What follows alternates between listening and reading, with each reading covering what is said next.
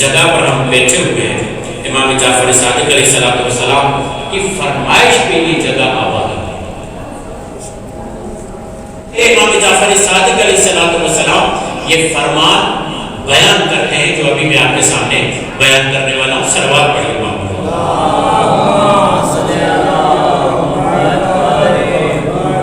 امام جعفر صادق علیہ السلام کیا فرماتے ہیں؟ الا وان لامیر المؤمنین حرما وهو الکوفہ، امیر المؤمنین کا جو حرم ہے وہ کوفہ ہے۔ پھر اس کے بعد فرماتے ہیں الا وان الکوفۃ الصغیرہ، اور تمہیں معلوم ہونا چاہیے کہ جو چھوٹا کوفہ ہے وہ قم ہے۔ الا ان للجنۃ ثمانیۃ ابواب، اس یاد رکھو کہ اللہ نے جنت کے 8 دروازے رکھے ہیں، اس میں سے ثلاثۃ منھا الی قم، 3 جنت کے دروازے قم کی طرف نکلتے ہیں۔ اب یہاں پر بات ختم نہیں ہوتی، کیوں 3 دروازے قم کی طرف نکلتے ہیں؟ فرماتے ہیں تقبض فیہا امرۃ من خلدی، کیوں اس لیے قم کی طرف 3 جنت کے دروازے نکلتے ہیں؟ کہتے ہیں کہ میری اولاد میں سے ایک خاتون ہوگی جس کی روح قبض کی جائے گی، جس کا وجود یہاں ہوگا، اسمہا فاطمہ بنت موسیٰ، اس کا نام فاطمہ بنت موسیٰ ہوگا۔ صلوات پڑھیے محمد۔ اور اس کے بعد یہ جملہ فرماتے ہیں تدخل بشفاعت حاشیۃ الجنت باجمعہم، جتنے بھی شیعہ ہیں تمام کے تمام کی شفاعت کے لیے اگر کوئی ذات کافی ہوگی تو یہ میری بیٹی فاطمہ ہوگی۔ صلوات پڑھیے محمد وآلہ۔ آپ کو پتہ ہے یہ مولا نے کب بیان کیا؟ یہ علماء فرماتے ہیں مولا نے اس وقت بیان جاری کیا ہے جب امام موسیٰ کاظم کی ولادت بھی نہیں۔ اب یہ جناب فاطمہ معصومہ قم یہاں کا رکن کرتی ہے، اپنے دادا کی فرمائش کی وجہ سے انہیں معلوم ہے کہ میرے دادا نے مجھ پہ ذمہ داری رکھی ہے کہ مجھے جانا ہے وہاں پر اپنے وجود کو پیش کرنا ہے اور وہاں پر جا کر خود کو آباد کرنا ہے، کیونکہ میرے دادا امام جعفر صادق نے یہ کہا ہے کوفہ ہمارا بڑا شہر ہے، قم ہمارا چھوٹا شہر ہے، ہمارا حرم ہے، اور جنت کے 3 دروازے یہاں کھلیں گے۔ جنت کے 3 دروازے کب یہاں کھلیں گے؟ جب فاطمہ معصومہ قم مدینے سے سفر کر کے قم آئیں گی، اپنا جام شہادت نوش کریں گی، تب جا کر امام صادق کے شیعوں کے لیے ایک پناہ گاہ بنے گی، یہاں جنت کے 3 دروازے کھلیں گے۔ صرف اتنا نہیں ہے بلکہ یہاں پر جب فاطمہ معصومہ قم آئے گی، ان کی شہادت ہوگی، تو یہاں سے لوگوں کو علم امام جعفر صادق علیہ السلام اتنی مضبوطی سے ملے گا کہ دنیا کے گوش و کنار تک اگر علم پہنچے گا تو قم کے ذریعے سے پہنچے گا۔ جب معصوم ہستی کسی کے لیے بیان دیتی ہے تو ایسے بیان نہیں ہوتا۔ جیسے آپ دیکھیں ہم کبھی یہ سمجھتے ہیں کہ رسول خدا نے فرمایا من فاطمہ بذات منی من عذبا فقط عذبنی، ان بچوں کو اگر تھوڑا جسد کرنا یا باہر جائے یا خاموش ہو کے بیٹھے۔ صلوات پڑھیے۔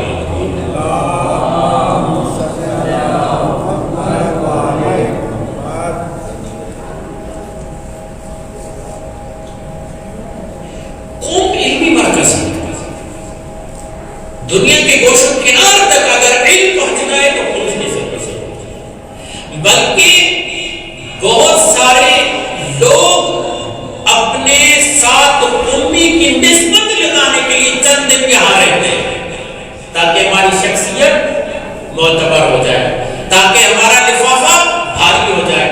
مزاح کہہ رہا ہوں، اس پہ بات نہیں ہوگا۔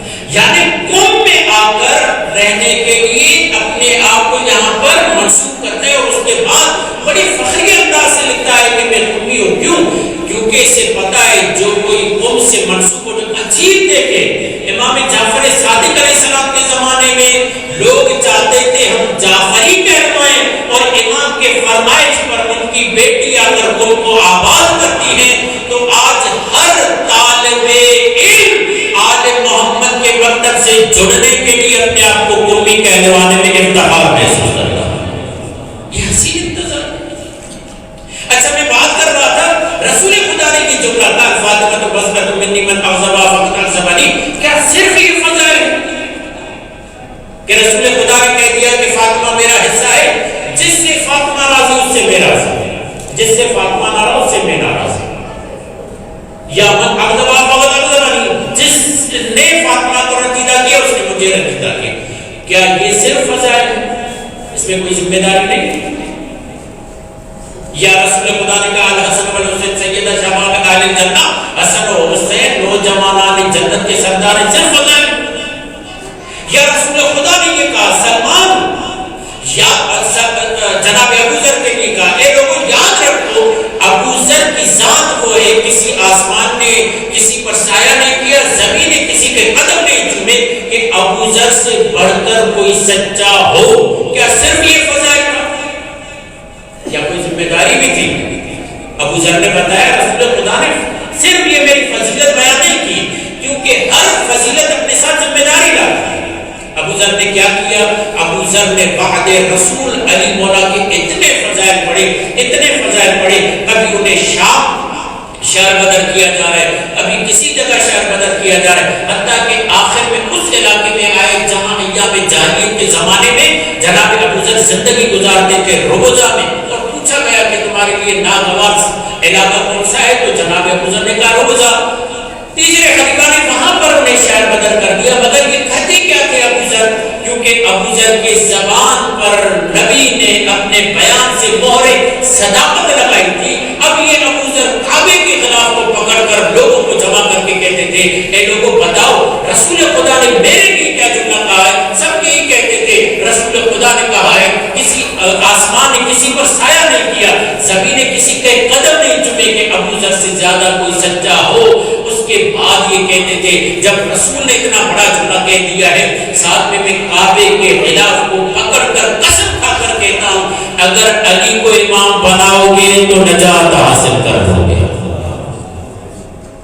یعنی فضیلت کیا آتی ہے؟ ذمہ داری.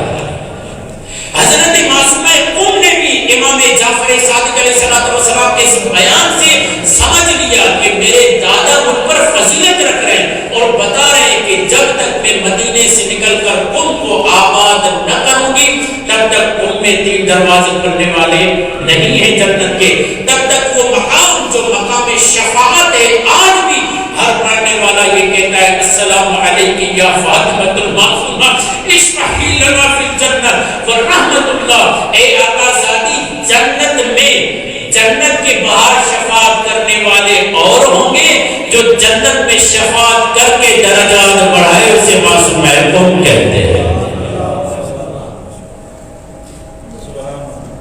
امام موسیٰ کاظم کی ولادت سے پہلے امام جعفر صادق معصوم قوم کے لیے یہ جملے فرما رہے ہیں کہ میری نسل سے ایک بیٹی آئے گی اسمہا فاطمہ بنت موسیٰ، اس کا نام فاطمہ بنت موسیٰ ہوگا.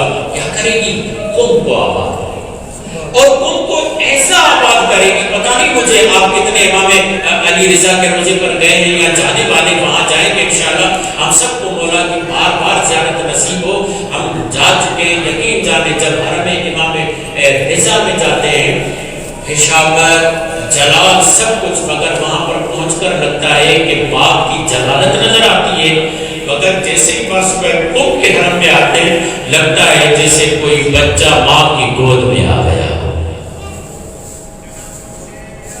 ماں کی ممتا محسوس ہوتی ہے حضرت معصومہ قوم کے حرم کے. اس لیے قوم کو عش آل محمد کہا جاتا ہے. عش کسے کہتے ہیں؟ گھونسلے کو. گھونسلے کا کام کیا ہوتا ہے؟ گھونسلے کا کام یہ ہوتا ہے کہ پرندہ اپنے بچے کو تب تک دانا دیتا ہے جب تک یہ پرواز کے قابل نہیں بن جاتا. معصومہ خود اپنے بچوں کو تب تک علم کے دانے دیتی رہتی ہے جب تک یہ علمی پرواز نہ کرے. صلوات پڑھیے محمد وعلیہ.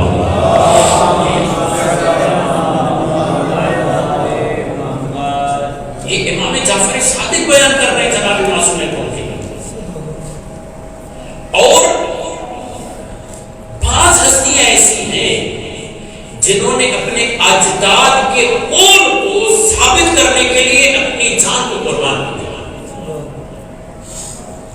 ایک جناب زینب, رسول خدا کیا فرماتے ہیں, میرے بعد میرے 12 جانشین ہوں گے, اگر اس قول کو کسی نے سچ کیا ہے اور ثابت کیا ہے تو جناب زینب نے کیا ہے. آپ کہیں گے کیسے؟ صلوات پڑھیے. آپ کو معلوم ہے نا کہ شام غریبہ سے پہلے جب خیموں کو آگ لگائی گئی تو امام حسین کا ایک جانشین خیمے میں مریض تھا. اگر جناب زینب نہ جاتی تو فرمان رسول صادق نہ آتا. کچھ خواتین ایسی ہیں, اللہ اکبر, جناب زینب رسول خدا کے صدق کو ثابت کر رہی ہیں اور جناب فاطمہ معصومہ کو مدینے سے آ کر اپنے جد امام صادق کی صداقت کو ثابت کر رہی ہیں.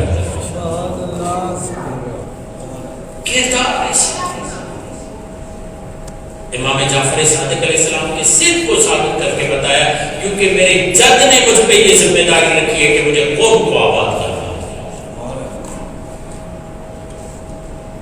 اور کیوں کر تم کو آباد نہ کریں, کیونکہ یاد رکھیے گا انسان امامت کا 2 طریقوں سے دفاع کرتا ہے. ایک طریقہ یہ ہے کہ وہ تلوار بن جائے خود, ایک طریقہ یہ ہے کہ اگر جسم ناتوان قدرت نہ ہو, کمزور ہو, اگر تلوار نہیں بن سکتا تو اپنے وجود کو ڈھال بنا لے. کربلا میں مولانا علی اصغر جانتے تھے تلوار نہیں بن سکتا تو امامت کے لیے ڈھال بن جاؤں گا.